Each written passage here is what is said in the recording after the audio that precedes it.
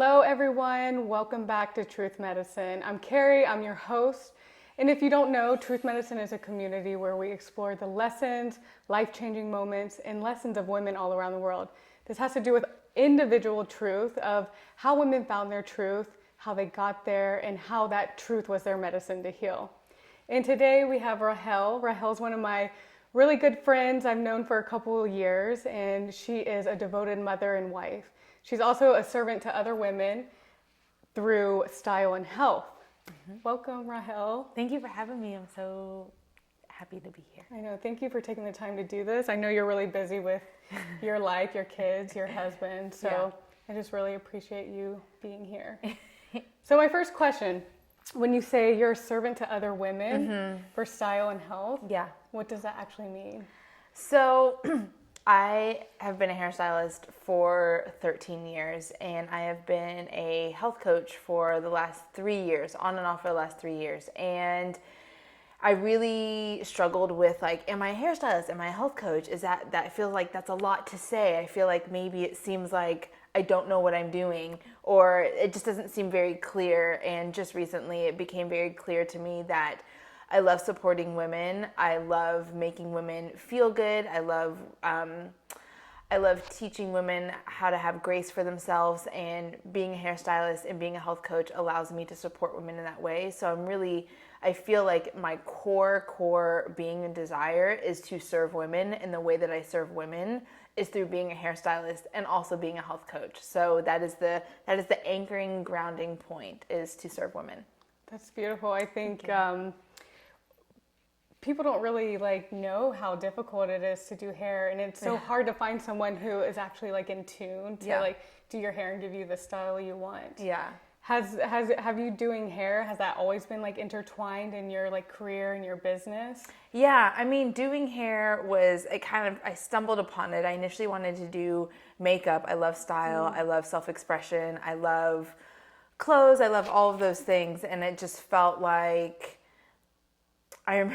I remember getting my makeup done for prom, and it just felt so magical, and I wanted to do that for other people.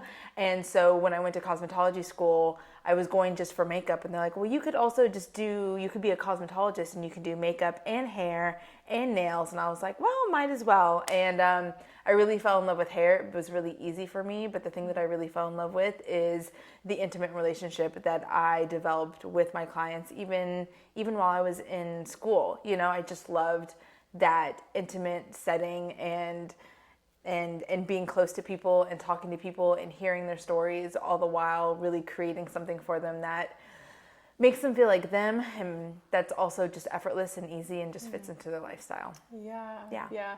It's kind of like being a therapist without actually taking that full responsibility on. Absolutely. It's just a place for me to listen to people's stories, to share my stories, and some really intimate things come up in these conversations. I'm literally in people's spaces, and so it's hard to not go there, and people do go there. Yeah, absolutely. And I'm thinking about you being a full-time mother and wife, and then also trying to have this this thriving business. Can you share with what your challenges are and how you overcome that? Because I want to be a mother. Yes. And I'm but how am I going to do both? There was one point in time where I was I'm not going to have kids because I think, I'm on a mission here. Yeah. But I think there is a way to do both, and share with us how you're getting through that.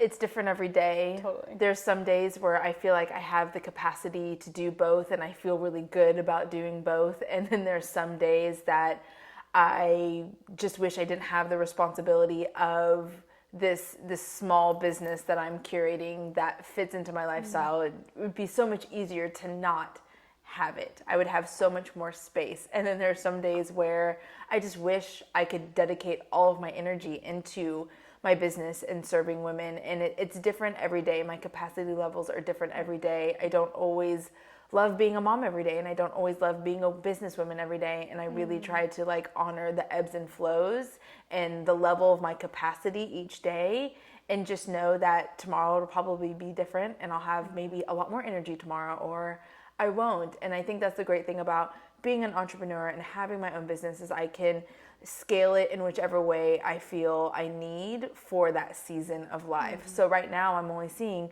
2 or 3 clients in my home studio a week, where if I wanted to, I could really grow this business and work 4 days a week and take several people a day, but then that would cut into my time that I really crave, tending to my family, tending to my home. And so curating that is truly a privilege.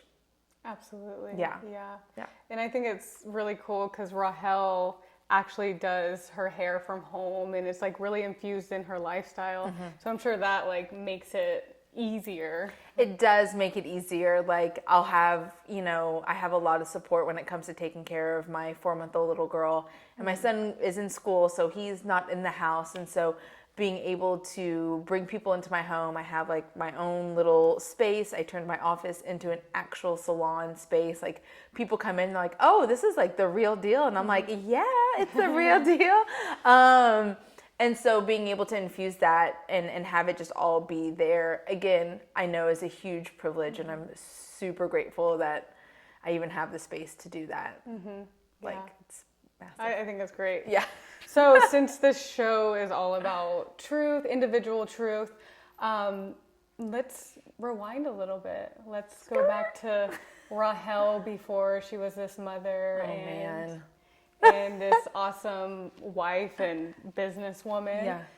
What was it like getting to where you are now? What has shaped you? Oh man, it was super crunchy. I feel like it was pretty effortless and seamless before I had kids. I put all my energy into, being an entrepreneur and all of that. And it wasn't until I found out I was pregnant that somehow all of these wires in my brain started to do things, and I started to think about things and feel things, and a lot of things were no longer part of my life, like drugs and alcohol and excessive shopping and binge eating. Those were all 4 things very prevalent in my life prior to being pregnant. And when I became pregnant, I couldn't drink, I couldn't do drugs, I had massive food aversions, I could barely eat while I was pregnant, and shopping was just out of the question. Like what was I gonna shop for? I was like growing this child. It just so all of these things that I used as coping mechanisms for my life were literally stripped away from me within that first month. And I really just that was the first time probably ever in my life that I had to just sit with myself. And like it literally, some days it felt like I was sitting in my own shit, like in my own muck of my brain and my feelings and emotions. It was the first time in 10 years that I had to feel, and I had to pay attention, and I had to notice things and digest things in a way without numbing or avoiding. And that was really, really difficult for me. I was shell-shocked essentially my entire pregnancy. I don't honestly remember much from my pregnancy because I was in such shock and an overwhelm of like my senses and my intuition, and it just like it was a lot. Being pregnant's like a whole spiritual initiation. I don't think people realize. I mean, I'm sure spiritual, like real spiritual people probably realize that when women are pregnant, like that is, it's like the most spiritual time in a woman's life. You're really right there with death and birth. The veil is thin. And what's interesting about that is I didn't have that perspective or that language or that knowing of that it was a spiritual experience. It was just fucking hard. Yeah. And I just was shocked, and I didn't really know how to move through it. And I went through counseling the entire time. Me and my now husband at the time, we started counseling, and that really helped to like start opening up places that were just closed off for so long, that I had closed off or trauma had closed off or whatnot. And so yes, pregnancy was a huge initiation that I had no idea I was walking into. Also, it was a surprise. We weren't planning on being pregnant. So it happened, and it was like, here it is. Now we're catapulting you into a whole other direction and realm. And I was just like, What's happening? Yeah, I felt like I just got this visual of like being in like a space shuttle and like in the chair, and it's like you're like shaking and it's like going up, and you're like, am I gonna make it through? Like, am I gonna make it to the destination? And you're like, I don't know. That's how it felt. That's so funny. So I want to go back to where you were. You said you were into drugs and alcohol. Yeah. So you were into that as you got pregnant. Yeah. So that what made you? Actually, share with us, like, you're all into these drugs and alcohol. Yeah. In the pregnancy was what kind of Stopped woke you that. up? Yeah, the pregnancy stopped that dead in its tracks. I mean, just a couple weeks before that, I was in Mexico drinking and doing drugs and, you know, not knowing that I was pregnant, which was really scary. Once I found out I was pregnant, I was like, oh my God. Yeah. But yeah, it just stopped it in its tracks. And in my 20s, I actually went to rehab 2 different times, in my early 20s and my later 20s. So I had all these tools and knowledge about coping mechanisms and how to work through sobriety. So I think that really showed up in my life during that time. I knew how to navigate it. I just had never put it into action. So I had all these tools. They were on the back shelf. I was like, I don't need them now. I'm not trying to get sober now or anything like that. So yeah. So after you have your child, like, did you go back to these old habits, or No. did it just really? Yeah, I mean, the thing is my husband got sober a month before I found out I was pregnant. Interesting. So he was already on that track of being sober. And shortly after I had Valen, I started really focusing on wanting to lose weight and eating better and working out. And the last time I had a drink or went out and drank, the next morning my stomach hurt. I ate pizza. I didn't work out. And I was like, if I'm going to get to my goal, I cannot be drinking. And it was as simple as that. And I just have never had a desire since then. Like, yeah. Wow. Yeah. Because usually when people like have an addiction or you know are heavy into all that stuff, like even when they have a kid, like it's hard for them, or when they're pregnant, it's hard for them to like even change it then. So would you say that's like your moment of like, okay, this is the hardcore truth? Yeah.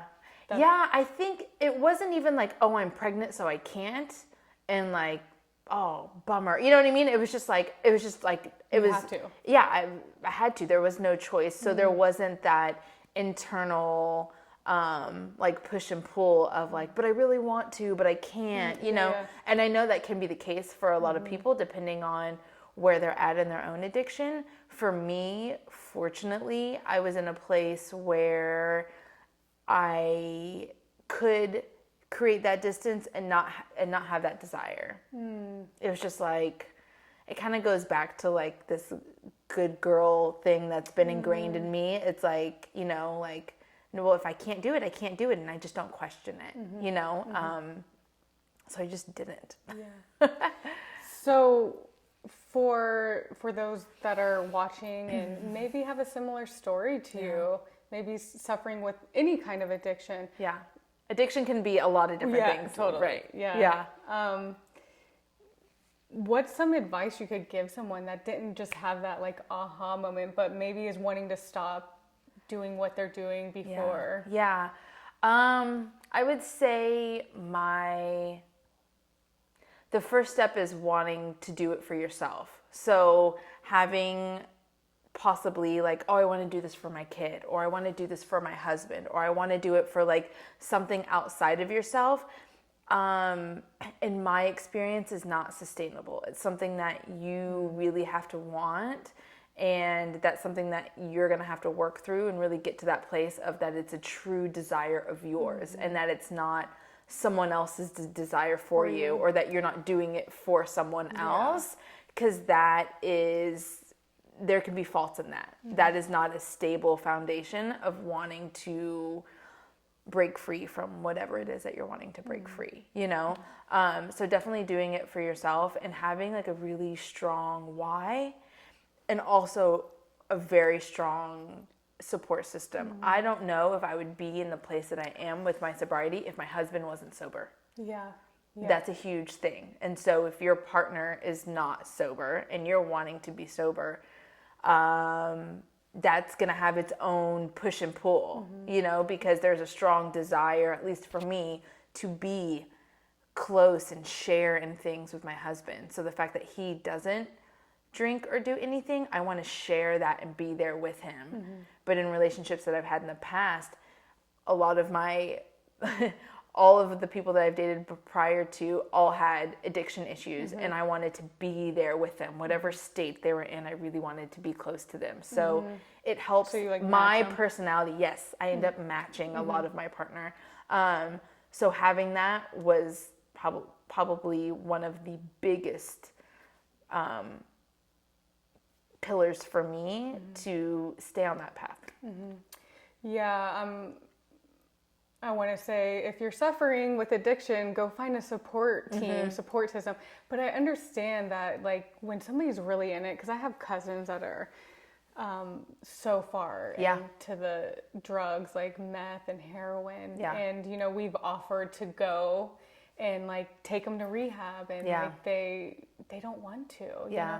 So I think if someone's listening and is suffering with any kind of drug or any kind of addiction, it's like, find a support system. And also there's a lot of grace in knowing that addiction really truly, we're going to be kind of going left here a little bit, but it's truly a disease. It's not, addiction is not a choice. It starts out as a choice, but once you get to a certain place, then it's no longer your choice. It's just a way of life. It's just a way of operating, and it's truly a disease of the mind. And it's tough. Yeah. Because it's someone's identity at that point. It's someone's identity, but it also just becomes chemical. It's just biological, So if someone comes from a family member, if your mom or father or someone in your family suffers from addiction, the likelihood of that being passed down is very likely and very high. And so kind of knowing what your past looks like with your lineage, and taking that into consideration, because it truly is. When you were in your when you were in your, like, deepest, like, addiction mode, what was going on? Like, what was that about? Do you think you were running from Yeah, for sure. Just like avoiding and running. It was like, I really didn't like drink or do drugs. And then after my first relationship with my first boyfriend, we broke up when I was 18 or 19, and I just didn't have the coping mechanisms. That was like kind of the first time in my life that I failed. And I didn't know how to manage failure. I didn't know how to manage heartache. And I literally, within a month, went from being completely sober to drinking and hardcore drugs. It happened really, really fast for me, and it snowballed really quickly for me. And I was going out, 6 nights a week, and I found myself in some really seedy places. But also it was like my form of like rebellion. I had never experienced like an alternative lifestyle. So there was something very glamorous and romantic about it. And novel. So there was a lot of factors playing into that just fed that season and that addiction, for sure. And how long were you, like, in that phase? Probably for about 1.5 years, and then things got too long. Not too long. But until I went to rehab, that it didn't end. I went to rehab, and then I relapsed and was in addiction, like 1 foot in, 1 foot out for probably 7-8 years. So I was what you would call like a functioning addict. So I went to school, I finished cosmetology school, I grew a business, I had an apartment. So you were doing all that? I was doing all of that while in the midst of having like a pretty hardcore life outside of my business. Like no one really knew the depths of it, because I would show up with one mask on at work, and when I would get home, I was a different person doing different things, and I had very separate lives, and I loved that. I loved that secrecy, that no one knew what I was really up to. Like, I Yeah. loved that the good girl in me loved being like the bad girl. It's like it's novelty Yes. all the way. 100%. All right, so you also one part of your addiction was your eating and that. Like, so did you go from doing drugs and alcohol to like eating? Interesting. Yeah. And at the time I didn't understand that that's what was happening, but it was something to totally put my head in the sand to and avoid. So I got really into, they would call it like orthorexia. So it's like I wouldn't eat anything unless it was super duper healthy. I tracked all of my food. I made sure I ate less than a certain amount of calories every day. I worked out incessantly. It was something, it allowed me to stay disconnected. Disconnected from my husband, disconnected from my son. It allowed me to disappear.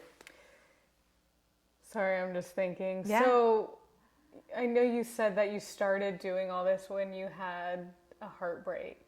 Do you think it was that kind of kept you in this addiction like mentality, or do you think there was something deeper? I think at the end of there's a lot of layers to it, but I think at the end of the day, when I'm in my addiction, I don't have to care about anything else. Like, it's the one time where I feel like I don't have to care because I feel like I can care so much and I can be such a perfectionist that when I'm in my addiction, specifically with drugs and alcohol, it was the one time where it was like, I don't have to care. I don't have to care about you or your feelings or whatever. I would like leave my friends downtown and like just do whatever. Like, it was just, I didn't have to care. And that was such a release for me. As opposed to when I was sober, being codependent and caring a lot and taking on responsibility of things that were not my own. So it was like a place for me to breathe, like an escape, and to be free. Yeah. Yeah, I totally get it. It's like, and especially like we're all learning boundaries and we're all learning what's healthy caring and what's like being too absorbed in somebody or caring too much. And I can totally see why people would potentially choose alternative things to escape. Yeah. To just turn off the switch. Absolutely. What was that time like for you when you were like eating all this food, or you were, going with my health? Yeah. And at the time, I thought it was like a health journey, and now knowing what I know now, I was for sure heavily into disordered eating and overexercising and orthorexia for sure.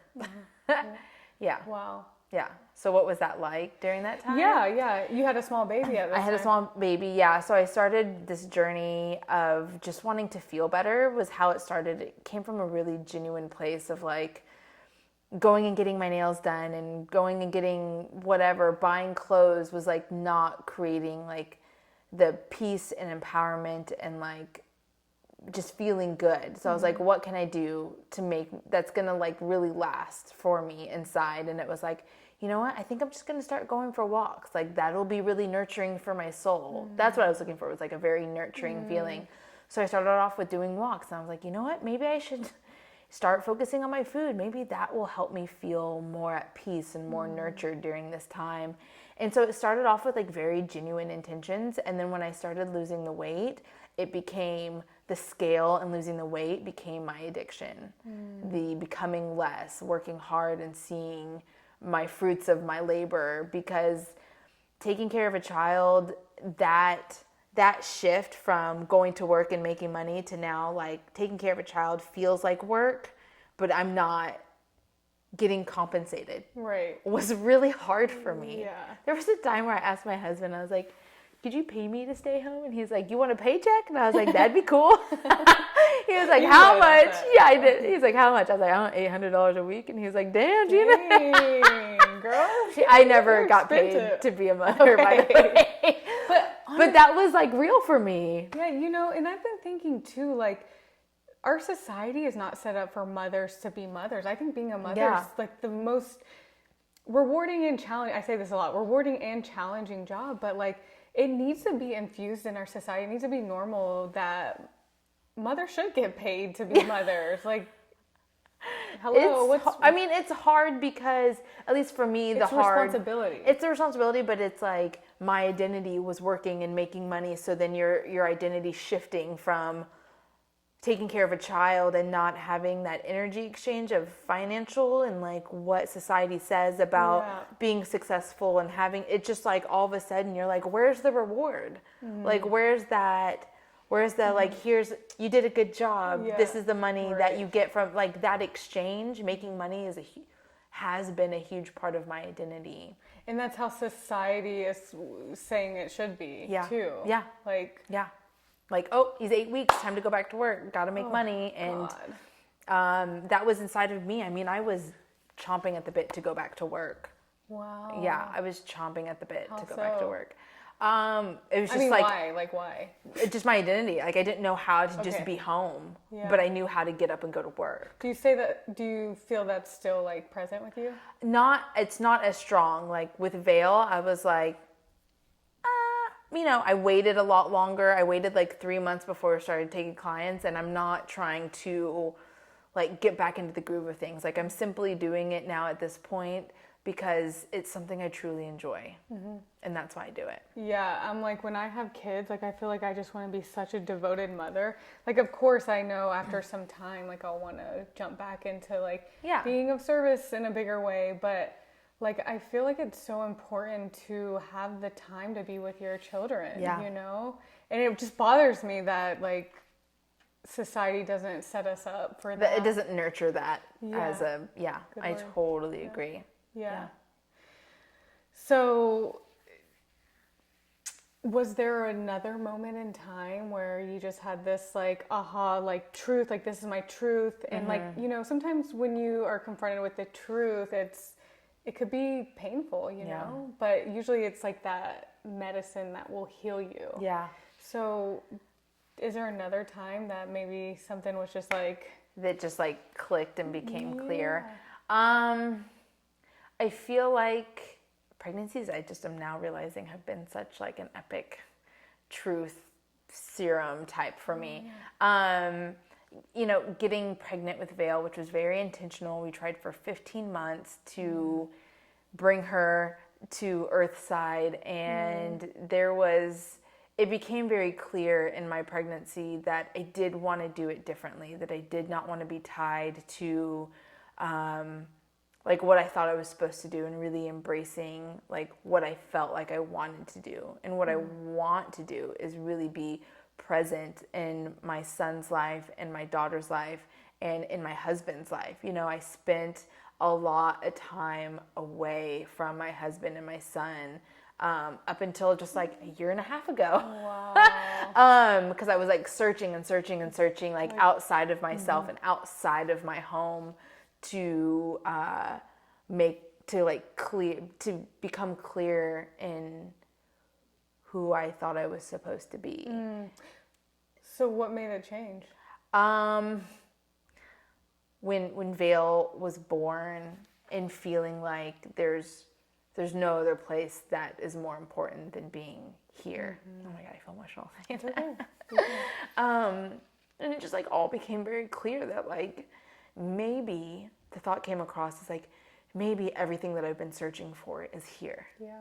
You know what I mean? That it's been right under my nose, which has been the case for many different times in my life. Like that thing it's just right there, and you just thinking it's so much farther away, and it's been right here. So it's okay. Yeah. So that's huge. That it's all here. Like everything that I need is within me and literally right in front of me, and it's not out there. That's a powerful point for almost everybody. You don't have to be pregnant. It's like we are like so conditioned to think everything's out, and that's where we're gonna feel happy. And really, it's all just within. We already know. Yeah. Like, I think the missing link with most people is like we need to learn how to connect to that inner knowing and that wisdom within. And I can see how having a child would bring that in even deeper. Yeah. And you said, like, I think you mentioned earlier when we were talking, veil was like truth serum?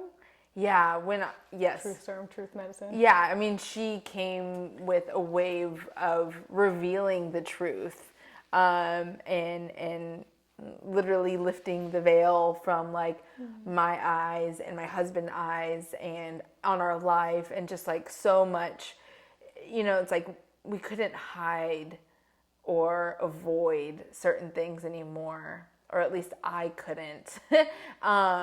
And if I can't ignore it, for sure my husband's gonna know that I can't, you know what I mean? Like, this is what's happening, this is what's going on. And it was very like overwhelming for us in the beginning. And then I felt really excited and grateful to like be having all of these truths revealed in our lives, and I truly believe that like veil was a catalyst to that, for sure, without a doubt. Would you like to share something that the pregnancy revealed? Yeah. That kind of, was something that was needing to be confronted? Yeah. To be completely transparent, it was a lot of financial stuff for us, like we were in this place where my husband, rebranded his business, and we moved out here and we sold our home, and we had gotten a lot of money from selling our home, and things felt like they were going good, but something felt incongruent. He would say like, yeah, things are good, and I'd be like, okay.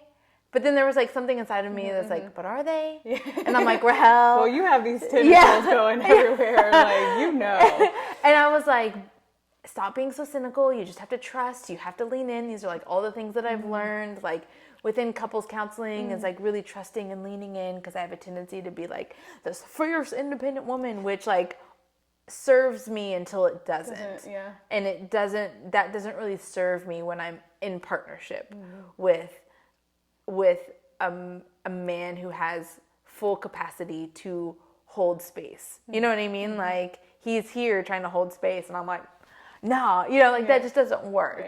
I do that too. Yeah. I get it. And so learning to like trust and lean in. It's hard. It's really difficult. And I was feeling this like incongruency, but I'm like, no, Rahel, this is you just like trying to like be in control, like just lean and trust in and all of that stuff. So there's a fine line. Totally. And I'm learning that. And it was, when I got pregnant with Vale, it just like this knocking would not go away, this like tapping of like something's off. So in regards to money and stuff like that, so I started to kind of look into our bank accounts, because me and my husband have had a interesting relationship with money. It's like we make it, but we don't pay attention to it. We didn't have a relationship, if that makes sense. And so it was like this tapping of like, I need to start making a relationship. I need to start paying attention to our money. I need to, you know what I mean? Like, if we want it to grow, if we want it to serve us, we have to acknowledge it, or at least I have to acknowledge it. So I started tracking and looking at things, and things just weren't making sense. And come to find out, he was having a really hard time managing his business. He was getting business, but not managing it well. And that was a really hard season for us to come to that truth, that we were not in the place that we thought that we were at all financially. So did you like confront him? Yeah. And he's like, yeah, like I am like struggling. Yeah. And I'm like, well, here's the numbers. What are the other numbers? And started piecing together all these numbers. And it was heart-wrenching how much money he had spent on the business trying to make it work and manage it to the best of his ability. Needless to say, it's been a year and things have completely turned around, but that was like, I got pregnant and it's just like, I couldn't ignore this, like, something feels off. Knocking. Something feels off. Yeah. And it just like came out, and then everything came out. It was tough. Thank you, Vale. Yeah. Thank you, Vale. Vale's her little baby. She's 4 months. Yes. And she's so adorable. Oh my gosh. Yeah. Imagine what it would have been like if you guys didn't confront Oh my goodness. that, Well, I had a miscarriage before I had Vale, and I feel like that was her knocking and being like, I'm coming. This isn't time yet, but y'all have got some shit. to clean up and to pay attention to and tend to, because I feel like this was her like energy. Like there's no way in hell I'm coming unless you guys figure this shit out. That's literally how it felt. Like I found out I had a miscarriage, and the next day I kind of just did an inventory and just kind of listened, and I felt like that was her attitude. She's like, I'm coming. That was just to let y'all know. But y'all need to work on this and this and this. And once y'all start clearing this shit up, I'll come.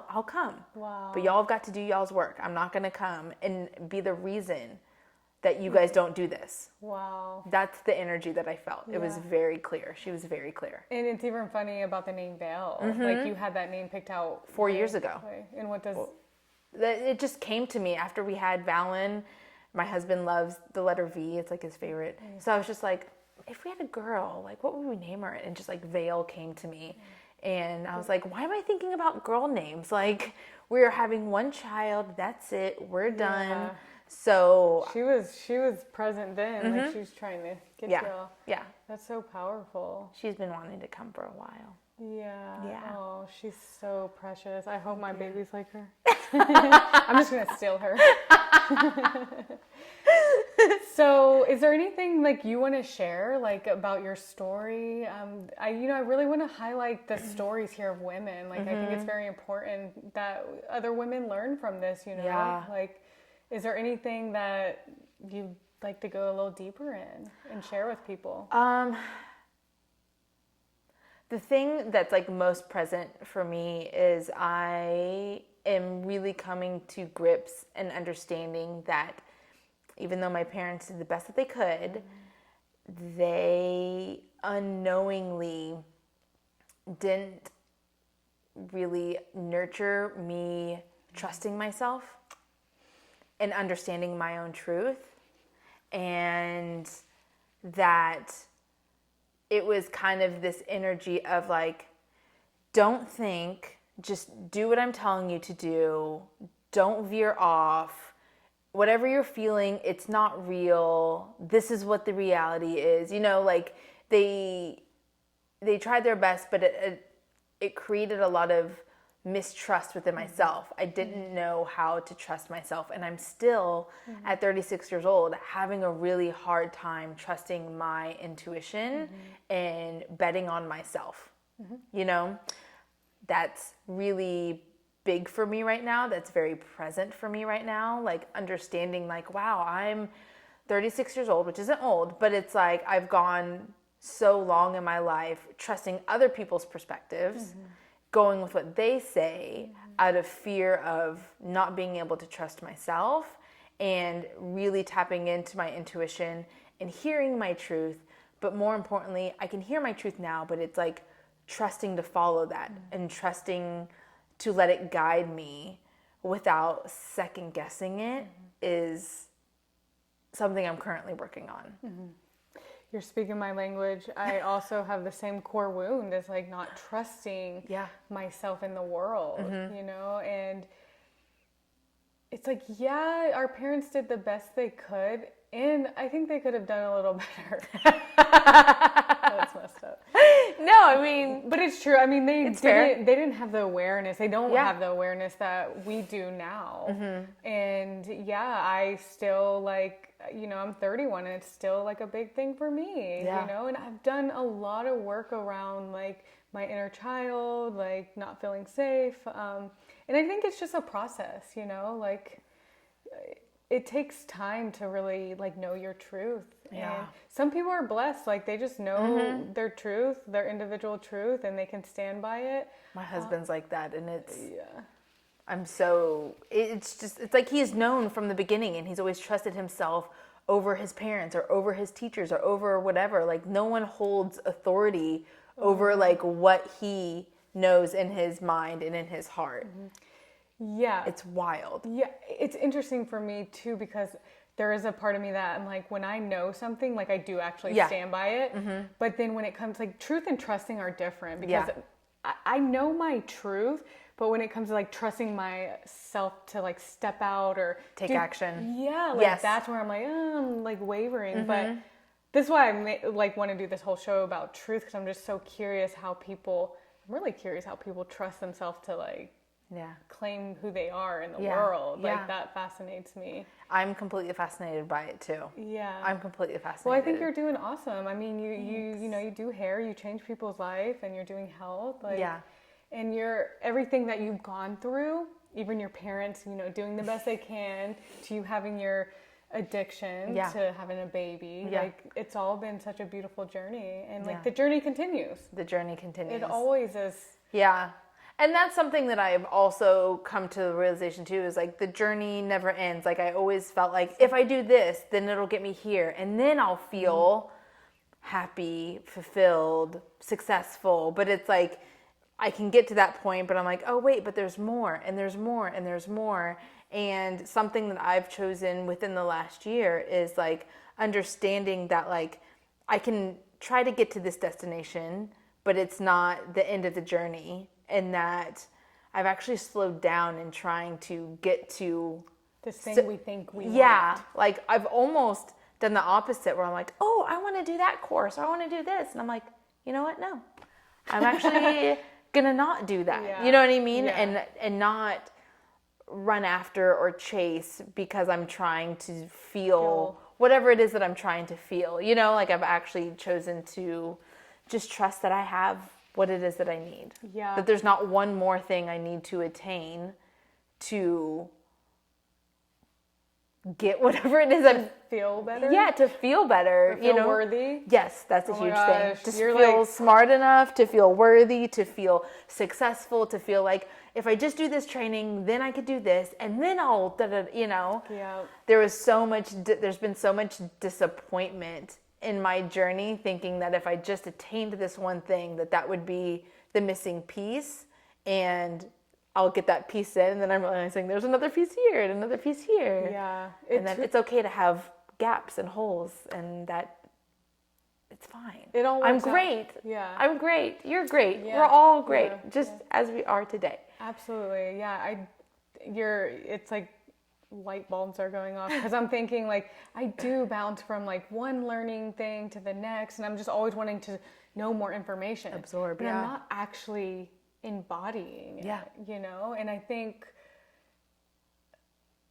that's what it is for me. I just need to, like, all the stuff that I've learned, I just need to like just anchor it and embody it, and just trust that this is where I'm supposed to be, and if I wasn't, it would be somewhere else. Right. Absolutely. Yeah, the journey is deep and can be dark and can be joyous and ecstatic, and it's just the cycle. It's the cycle of life.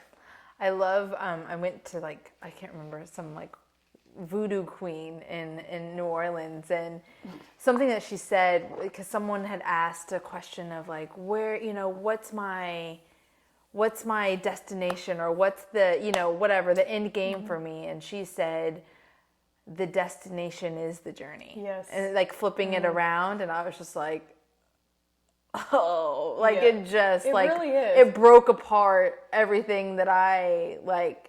It just blew it up. It just like flipped it on its head. Because you're striving to become what you see in your head, and you're just like, you're never going to be satisfied, because you'll probably never get to that specific thing. And then when you do, there's always more, because we're always desiring more and more and more. So it's a never ending. So the destination is the journey. Yeah. So can we love the process? Can we love each moment? Where we are right now. Yeah. Yeah. And sometimes we won't. And that's okay. Exactly. Yeah. Yeah. You've been awesome. And I Thank have you. one last question. Okay. So what's a token of truth? This is my signature question. What's a token of truth for someone just beginning their journey in this whole self-awareness that could maybe help them when they're trying to find their medicine of truth?